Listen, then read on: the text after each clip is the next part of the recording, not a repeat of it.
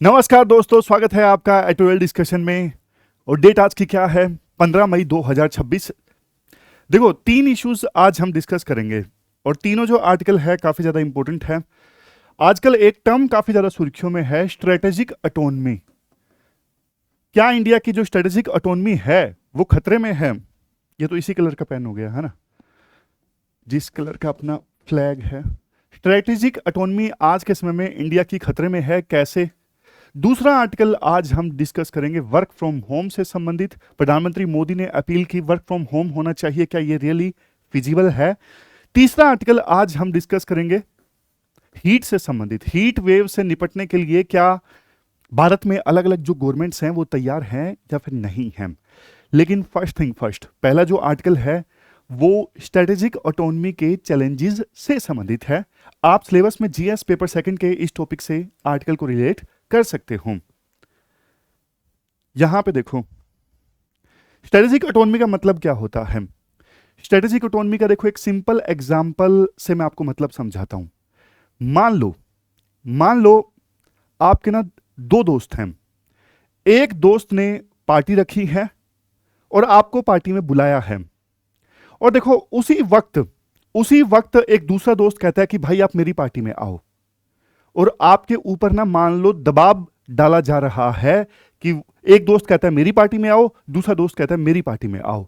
लेकिन आप देखो बिना दबाव के, बिना प्रेशर में आए अगर ये डिसाइड कर सकते हो कि आपको कौन से दोस्त की पार्टी में जाना है, तो मतलब आपके पास में स्ट्रेटेजिक ऑटोनॉमी है।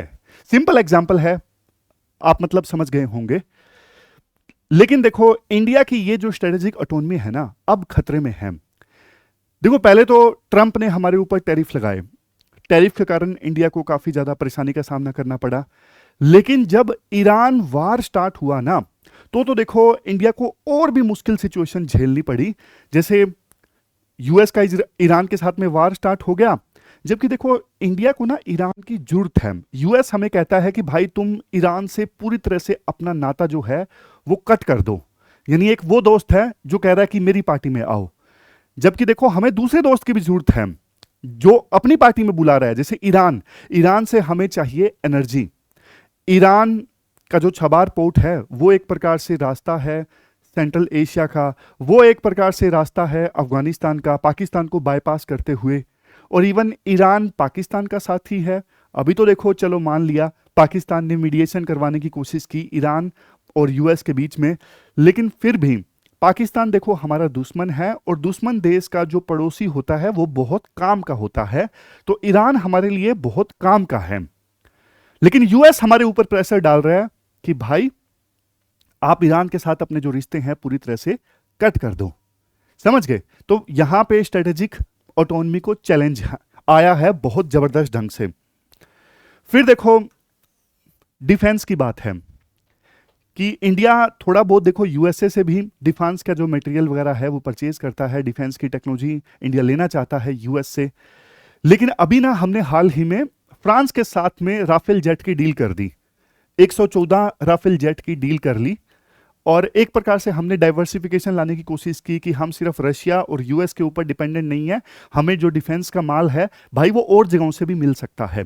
डील हालांकि देखो अच्छी है, बट दिक्कत यह है फ्रांस भी हमें जो राफेल जेट देगा ना वो कोर टेक्नोलॉजी नहीं देगा। जैसे कार दे दी लेकिन इंजन वाली टेक्नोलॉजी नहीं दी, ये वो वाली बात हो गई। तो राफेल जेट तो देगा, लेकिन प्रॉब्लम यह है सोर्स कोड और जो एल्गोरिथम्स है, सोर्स कोड और एल्गोरिथम्स वो फ्रांस हमें नहीं देने वाला है।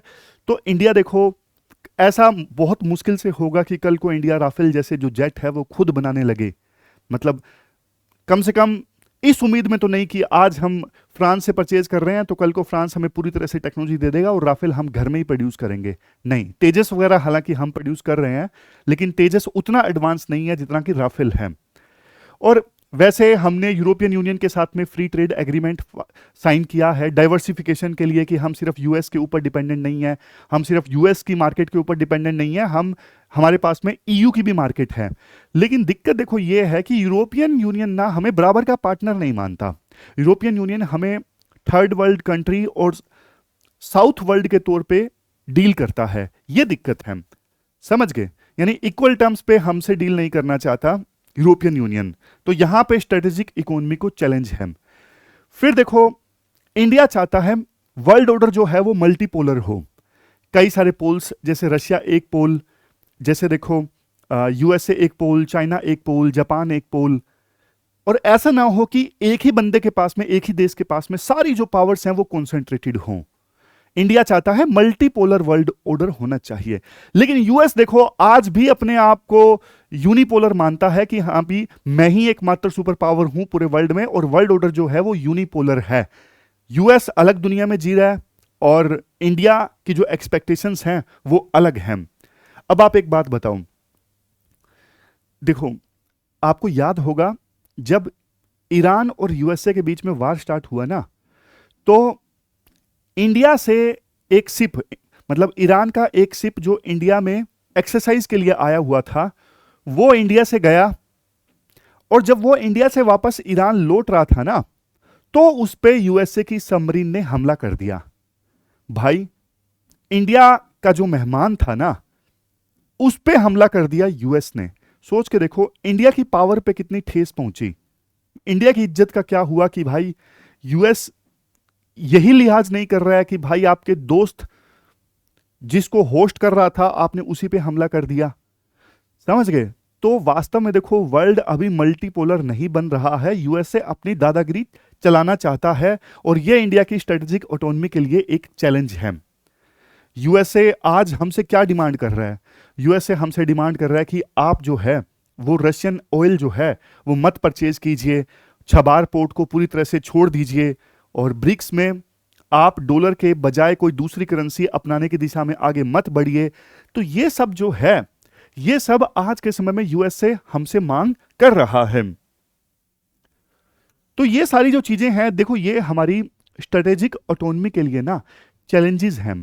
पहले क्या था, पहले इंडिया देखो एक बैलेंस इस्टेब्लिश कर देता था, मतलब रशिया के साथ भी दोस्ती कर ली और यूएस के साथ भी कर ली, समझ रहे हो, चाइना के साथ भी कर ली, यूएस के साथ भी कर ली।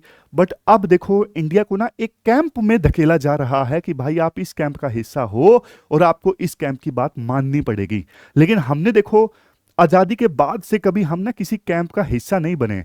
हालांकि देखो जब कोल्ड वार चल रहा था ना यूएसए और यूएसएसआर के बीच में, तब हम पे आरोप जरूर लगते थे कि ना, तब हम पे ये आरोप जरूर लगते थे कि हमारी ना यूएसएसआर के साथ में नजदीकियां हैं। फ्रेंडशिप ट्रीटी साइन हुई थी ना 1971 में, नजदीकियों के आरोप जरूर लगते थे। अदरवाइज देखो हम वैसे नैम का हिस्सा थे, नॉन अलाइन मूवमेंट का, और प्रैक्टिकल मतलब ऑफिशियली हम किसी ग्रुप का पार्ट नहीं थे।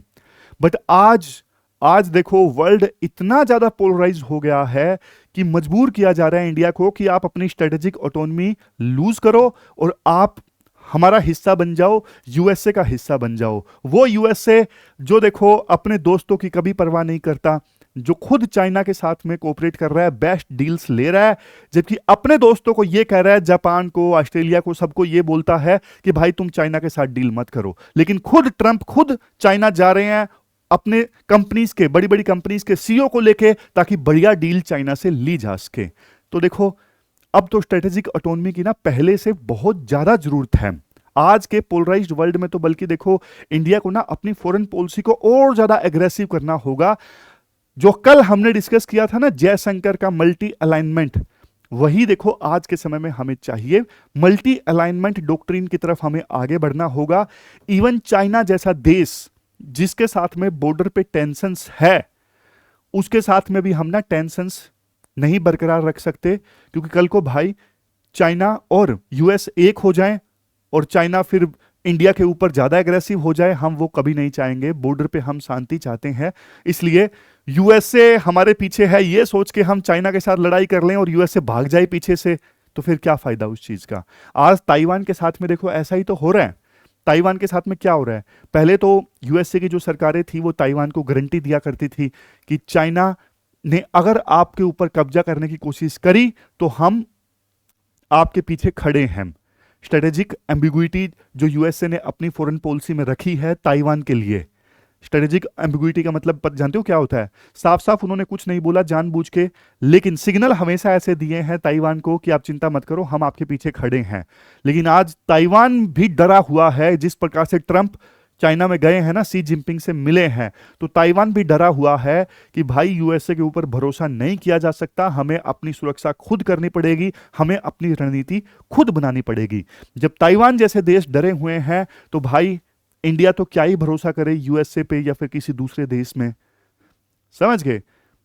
देखो, मोर्गेंथ्यू पीएसआईआर के एक स्कॉलर हैं, उन्होंने बात बोली थी, सभी प्रकार की जो पॉलिटिक्स है ना वो है पावर के लिए स्ट्रगल, और इंटरनेशनल पॉलिटिक्स भी कुछ अलग नहीं है। इंटरनेशनल पॉलिटिक्स भी पावर के लिए ही स्ट्रगल है जो अभी ग्लोबल पॉलिटिक्स में चल रहा है।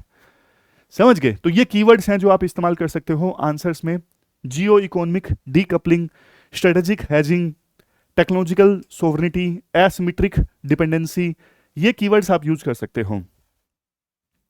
और ये क्विक रिवीजन है, राफेल डील, ये सब पॉइंट्स हमने डिस्कस किए।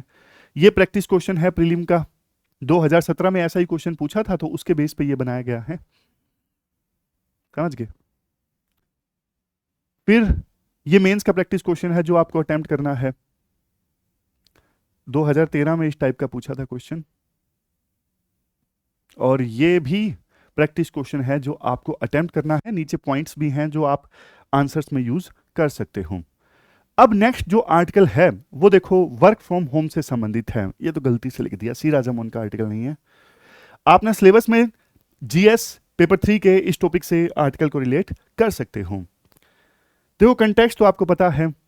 प्रधानमंत्री मोदी ने ना हाल ही में काफी सारी अपील्स की थी, जिसमें से एक ये था कि ना ज़्यादा से ज़्यादा वर्क फ्रॉम होम करो, क्योंकि एम्प्लॉयज़ अगर अपने ऑफिस नहीं जाएंगे तो फ्यूल का खर्चा बचेगा, फ्यूल अगर कम यूज़ होगा तो हमें कम इंपोर्ट करना पड़ेगा और हमारा जो इंपोर्ट का बिल है वो बचेगा। तो इस दिशा में प्रधानमंत्री मोदी की ये अपील थी। लेकिन वास्तव में क्या हमारे जो देश के एम्प्लॉयर हैं, चाहे वो सरकारें हैं या फिर प्राइवेट एम्प्लॉयर हैं, क्या वो वास्तव में वर्क फ्रॉम होम जो है वो अलाउ करेंगे? क्या उन्हें लगता है वर्क फ्रॉम होम से फायदा होगा? आप देखिए यहां पे कॉर्पोरेट का ना पूरी तरह से ट्रस्ट डेफिसिट है वर्क फ्रॉम होम के ऊपर। देखो, हमारे जो एम्प्लॉयर है ना आज भी फैक्ट्री एरिया में जी रहे हैं। पहले क्या होता था फैक्ट्री एरिया में क्या होता था, हेड काउंट होता था। जैसे भेड़ बकरियों का हेड काउंट नहीं करते, वैसे ही प्रोडक्टिविटी को ना हेड काउंट के पर्सपेक्टिव से देखा जाता था कि आज 50 लोग आए हैं तो मतलब 50 लोग जो हैं वो काम कर रहे हैं, प्रोडक्टिविटी आ रही है उनसे, फर्क नहीं पड़ता कि वो वहां पे क्या कर रहे हैं। समझ रहे हो? इस प्रकार से पहले प्रोडक्टिविटी को जज किया जाता था कि वर्कर जो है वो मशीन के पास है तो मतलब वो काम कर रहा है, और एम्प्लॉयर जो है वो ऐसे ऐसे घूम घूम के नजर रखते थे एम्प्लॉयर वर्कर के ऊपर। हाँ भाई तू क्या कर रहा है, हाँ तू क्या कर रहा है। तो हमारे जो एम्प्लॉयर है आज भी देखो उस सोच में जी रहे हैं कि बॉस देख सकता है वर्कर को और ध्यान रखता है, निगरानी रखता है कि वर्कर थोड़ा सुस्ता तो नहीं रहा है, बात तो नहीं कर रहे हैं आपस में। समझ गए? लेकिन भाई ये तरीका बहुत ज्यादा पुराना हो चुका है। ये मशीनों के लिए था, नॉलेज इकोनॉमी के लिए ये सोच बहुत ज्यादा गलत है। समझ गए? आज के समय में है नॉलेज इकोनॉमी। आज तो देखो काम जो है वो क्लाउड पे हो सकता है, एआई पे हो सकता है, डिजिटल नेटवर्क पे हो सकता है। समझ गए?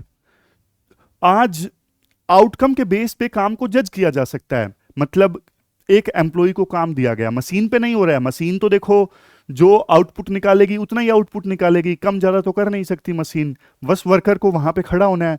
लेकिन देखो नॉलेज इकोनॉमी में क्या होता है कि वर्कर जो है वो जल्दी भी काम कर सकता है, अपने प्रोडक्टिविटी जल्दी भी निकाल सकता है और लेट भी निकाल सकता है। तो काम से मतलब होना चाहिए आज के समय में कि आउटकम कैसी आ रही है। समझ रहे हो? अगर समय पे आउटकम आ रही है तो एम्प्लॉयर को इसकी चिंता नहीं करनी चाहिए, क्योंकि एम्प्लॉयज जो हैं आज के समय में नॉलेज वर्कर्स हैं और एसिंक्रोनस कोलैबोरेशन पॉसिबल है। मतलब आप आमने सामने नहीं बैठे, दूर बैठे हो, और फिर भी जो कोलैबोरेशन है वो डिजिटल माध्यम से आज के समय में पॉसिबल है। फिर राइटर बोलते हैं, देखो सीनियर मैनेजर्स लेकिन ना आज के समय में ये सोचते हैं कि जो जेनजी के लोग हैं ना वो साइकोलॉजिकल काफी ज्यादा कमजोर हैं, वो सहनशीलता उनमें बहुत ज्यादा कम है, वो आलसी हैं, उनके अंदर एटीट्यूड की भी प्रॉब्लम है, मोरल प्रॉब्लम है, वो झूठ बोल देते हैं। लेकिन देखो जेन जी की जो सोच है वो वर्क लाइफ बैलेंस वाली है कि भाई काम के साथ साथ आराम भी जरूरी है। वो फ्लेक्सिबिलिटी चाहते हैं वर्क स्पेस पे कि घर से काम कर सकें, काम हम पूरा करके देंगे। और वो नई स्किल सीखना चाहते हैं। उन्हें पता है एआई ईरा है। इवन 20 साल एक्सपीरियंस वाला जो पर्सन है वो भी डर रहा है कि भाई हमें जॉब से निकाल ना दिया जाए। समझ रहे हो? तो वो नई स्किल्स सीखना चाहते हैं। और मेंटल हेल्थ सपोर्ट जिस पे पहले ध्यान नहीं दिया जाता था ना, तो जेन जी कहते हैं हमें मेंटल हेल्थ सपोर्ट चाहिए, ये लग्जरी नहीं है। देखो कोविड ईरा से पहले ना, कोविड ईरा से पहले अगर कोई बोलता एम्प्लॉय कि मेरा बर्नआउट हो गया है, मुझे मेंटल हेल्थ के इश्यूज आ रहे हैं, तो कॉर्पोरेट वाले ना मजाक उड़ा देते थे कि ये मेंटल हेल्थ क्या होता है, तुम्हारा ये बहाना है, तुम काम नहीं करना चाहते हो। लेकिन देखो कोविड के दौरान समझ में आ गया कि भाई मेंटल हेल्थ के जो इश्यूज हैं वो रियल इश्यूज हैं। समझ गए? मेंटल हेल्थ के इश्यूज जो हैं वो रियल इशू हैं, ये समझ में आ गया था कोविड के दौरान। पहले कोविड से पहले क्या था, ऑफिस अटेंडेंस जरूरी है प्रोडक्टिविटी के लिए। लेकिन देखो जब कोविड आया तो इंडिया की जो पूरी फॉर्मल इकोनॉमी है ना वो घरों से चलने लगी और प्रोडक्टिविटी भी अच्छी आई। मतलब हमारे कॉर्पोरेट ग्रुप्स ने ना कोविड ईरा में प्रॉफिट ज्यादा किया। समझ रहे हो क्यों? घरों से काम कर रहे थे, ऑफिस का खर्चा कम हो गया था, तो बल्कि ज्यादा प्रॉफिट आया। लेकिन जैसे ही देखो कोविड की महामारी खत्म हुई ना, कॉर्पोरेट ग्रुप्स ने आदेश दे दिया रिटर्न टू ऑफिस, आरटीओ, कि आप अपने ऑफिस आओ। यहां पे देखो कंपनीज एग्रेसिवली बुलाने लगी लोगों को वापस। इवन देखो जिन जो काम पहले वर्क फ्रॉम होम से हो रहे थे, जो पॉसिबल है पूरी तरह से वर्क फ्रॉम होम से, उन कामों के लिए भी वर्कर्स को ऑफिस बुलाया जाने लगा एग्रेसिवली कोविड की महामारी खत्म होने के बाद में। देखो कुछ रीजंस तो लेजिटिमेट हैं जिसकी वजह से ऑफिस बुलाया गया एम्प्लॉइज को, जिसे हाँ भाई मेंटरशिप देनी है, नई स्किल्स सिखानी है, समझ रहे हो, ट्रेनिंग देनी है, चलो ये तो मान लिया लेजिटिमेट रीजंस हैं। और कुछ जॉब रोल ऐसे होते हैं जिसमें ना डेटा की जो सिक्योरिटी है, डेटा की जो प्रिवेसी है वो बहुत ज़्यादा जरूरी है, तो ऐसे कामों के लिए तो जरूरी है। लेकिन प्रॉब्लम क्या थी, बताया ना मैंने, इवन वो काम जो आसानी से घर से हो सकते थे, जिनमें डेटा की प्राइवेसी का इशू नहीं था, ट्रेनिंग का इशू नहीं था, इवन उन वर्कर्स को भी बुलाया गया ऑफिस की आप भी आइए। और कोई नया इवेल्युएशन सिस्टम भी नहीं आया। अब देखो रिमोट वर्क हमारे देश में होने लगा तो एक नया इवेल्युएशन सिस्टम आना चाहिए था ना कि भाई इस बेस पे आपको जज किया जाएगा। लेकिन नहीं, कोई इवेल्युएशन सिस्टम आया ही नहीं हमारे देश में कि जिसके बेस पे घर बैठे लोग अगर काम कर रहे हैं तो उनको भी जज किया जा सके कि हाँ भाई ये ठीक काम कर रहे हैं। ऐसा इवेल्युएशन सिस्टम की जरूरत है ताकि वर्क फ्रॉम होम एक नॉर्म बन जाए। समझ गए? और जो फ्यूचर एचआर हैं उनको देखो, जो भविष्य के ह्यूमन रिसोर्स मैनेजर्स है ना, उनको इस चीज पे काम करना चाहिए कि एसिंक्रोनस कोलैबोरेशन, यानी दूर बैठे आपस में मिलकर काम कर रहे हैं, ये एक नॉर्म होना चाहिए, एक रूटीन होना चाहिए। आपको डर नहीं लगना चाहिए कि भाई दूर बैठा बंदा आपका काम नहीं करेगा। अगर आपको डर है तो उसके लिए आप टेक्नोलॉजी डेवलप करो, उसके लिए आप फ्रेमवर्क बनाओ, आउटकम के फ्रेमवर्क बनाओ। समझ गए? क्योंकि देखो बहुत फायदा होता है अगर वर्क फ्रॉम होम चलता है ना, कितना फ्यूल बचेगा सोच के देखो। लोग ऑफिस जाते हैं ट्रैफिक जाम में, कितना सारा फ्यूल वेस्ट हो जाता है। लेकिन घर से काम करेंगे तो ट्रैफिक जैम में नहीं फंसेंगे, ट्रैफिक जैम में नहीं फंसेंगे तो उनकी मेंटल हेल्थ अच्छी रहेगी, फ्यूल बचेगा, बहुत सारी कॉस्ट बचेगी, ट्रांसपोर्ट का खर्चा बचेगा, प्रोडक्टिव। आप अब आ रहे हैं रास्ते में ट्रैफिक जाम में फंस गए, वो प्रोडक्टिव आवर्स नहीं है ना, देश की इकोनॉमी में वो कंट्रीब्यूट नहीं कर रहे हैं। लेकिन वो घर से काम करेंगे तो ट्रैफिक जाम का टाइम जो बचेगा उसको प्रोडक्टिवली दूसरे कामों में इन्वेस्ट किया जा सकता है, देश की इकोनॉमी में वो यूज हो सकते हैं। और साइकोलॉजिकल स्ट्रेस, ये तो देखो रियल है, स्ट्रेस काफी ज्यादा आता है।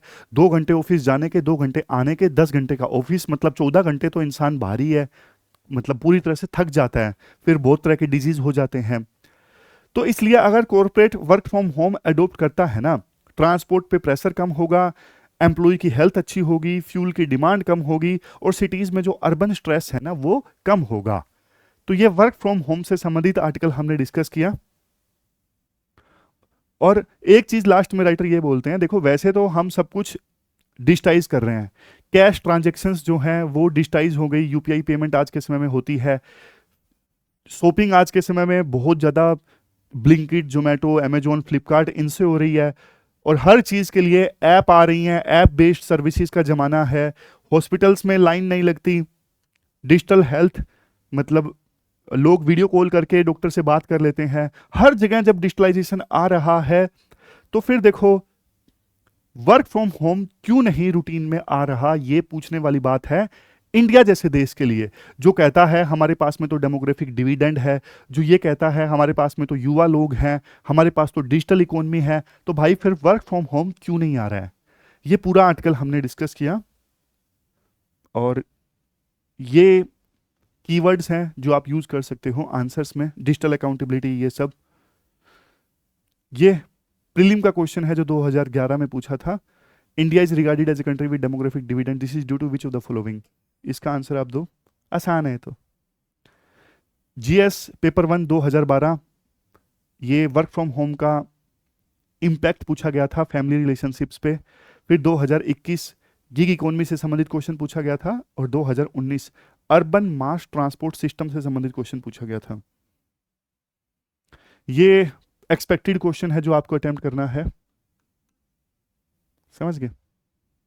अब नेक्स्ट जो आर्टिकल है वो देखो इंडिया का एक्सट्रीम हीट के प्रति रिस्पॉन्स से संबंधित है।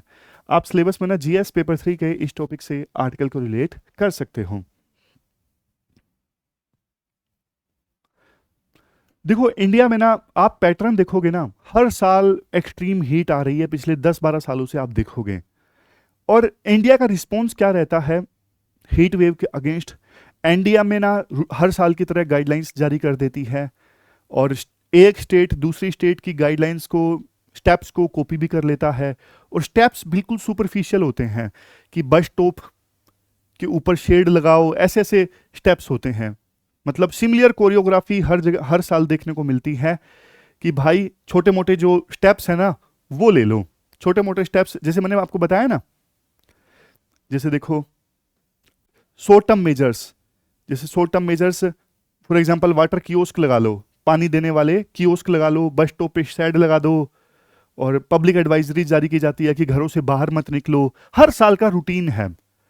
लेकिन आप मुझे एक बात बताओ भाई, ऐसे वर्कर्स जैसे गिग वर्कर हैं, जोमेटो स्विगी वाले वर्कर हैं, या फिर फैक्ट्री में काम करने वाले वर्कर हैं, जिनका ऑक्यूपेशन ही ऐसा है कि वो हीट से एक्सपोज्ड होते ही होते हैं, वो कहाँ जाएंगे आप बताओ।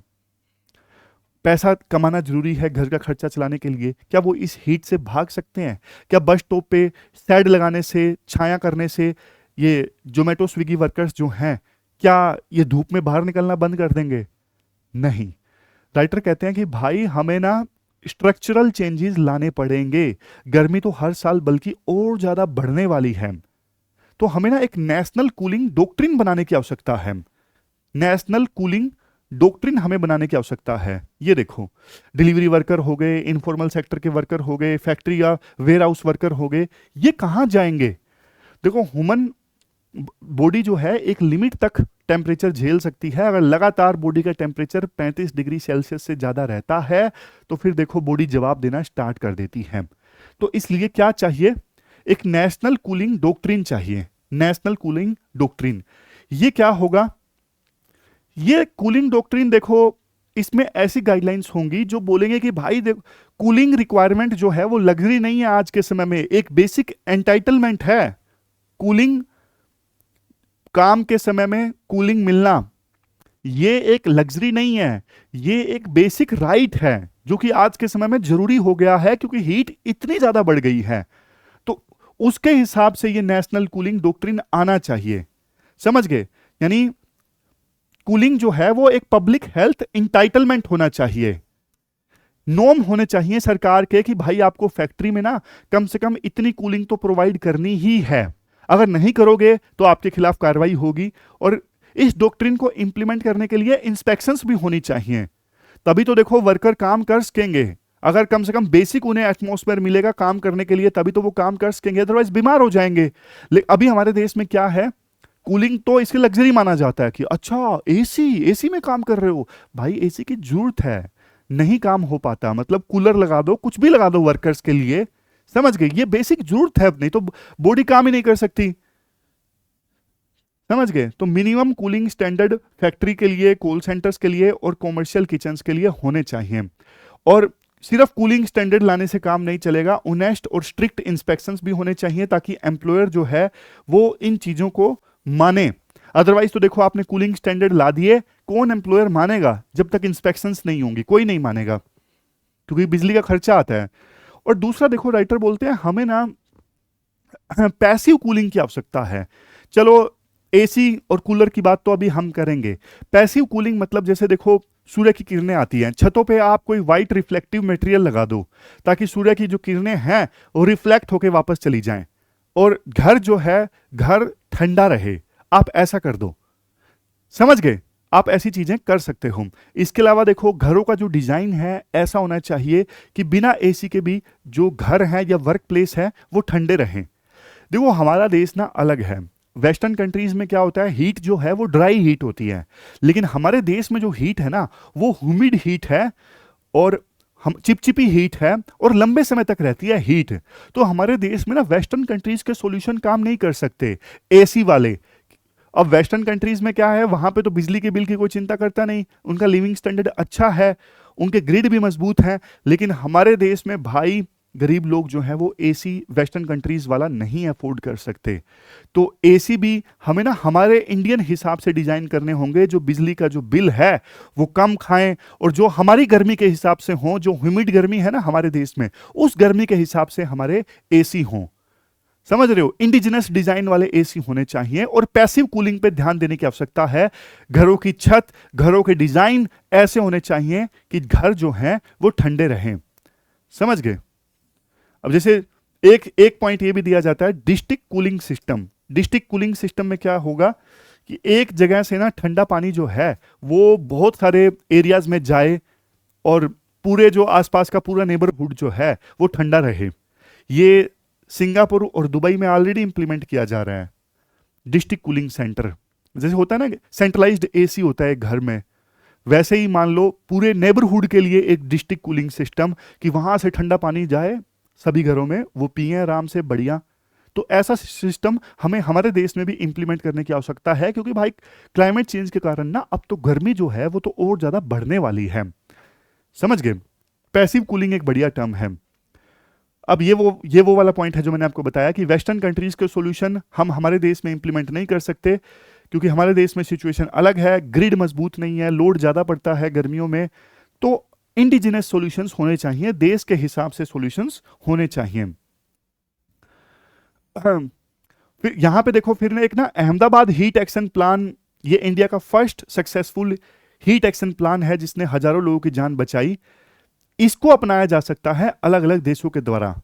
लेकिन देखो हीट वेव जो है भाई ये नेशनल क्राइसिस है और नेशनल क्राइसिस से निपटने के लिए ना सिटी वाइज जो प्लान है वो नहीं अपनाया जा सकता। तो इसलिए हमें नेशनल कूलिंग डॉक्ट्रिन की आवश्यकता है। समझ गए? एक्सपर्ट के कोट्स भी यहां पे यूज कर सकते हो कि हीट जो है वो भाई वो देखो साइलेंट किलर है। अर्थक्वेक आपको दिखता है, बाढ़ दिखती है, ये सारे जो डिजास्टर्स है ना दिखते हैं, हीट आपको दिखती नहीं है लेकिन नुकसान बहुत पहुंचाती है। तो इसलिए इंडिया को रिएक्टिव से प्रोएक्टिव रिस्पॉन्स की तरफ आगे बढ़ना चाहिए। मतलब हीट आने से पहले ही इंडिया को तैयारी करके रखनी चाहिए ताकि हीट का असर जो है कम से कम लोगों को हो और बहुमूल्य जाने जो है वो बचाई जा सकें। तो ये कीवर्ड्स हैं, प्रीलिम के कुछ फैक्ट्स हैं जिन पे क्वेश्चन बनते हैं। NDMA, 16th finance commission. हाँ, 16th फाइनेंस कमीशन ने एक बात बोली थी कि हीट को जो है वो नेचुरल डिजास्टर के तौर पे शामिल किया जाए। ये आप याद रखिएगा। ये देखो 16th फाइनेंस कमीशन की रिकमेंडेशन है कि हीट वेव को ना आप ना नेशनल डिजास्टर मानो ऑफिशियल डिजास्टर क्लासिफिकेशन के अंडर। 16th फाइनेंस कमीशन के चेयरपर्सन अरविंद पानागड़िया थे। इन्होंने बोला कि नेशनल डिजास्टर का टैग मिलना चाहिए, डेडिकेटेड सेंट्रल फंडिंग होनी चाहिए हीट वेव से निपटने के लिए वाया एसडीआरएफ यानी स्टेट डिजास्टर रिस्पांस फंड। मतलब सेंटर से फंड जाए एसडीआरएफ को और वहां से फिर हीट वेव से निपटने के लिए पैसा यूज हो। तो ये कुछ फैक्ट्स हैं जो आप यूज कर सकते हो। और ये प्रैक्टिस क्वेश्चन है प्री का जो आपको अटेम्प्ट करना है, नीचे वाला भी।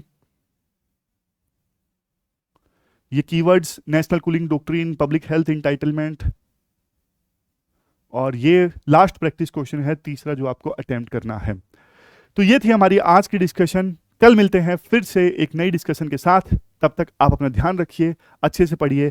Thank you very much for discussion.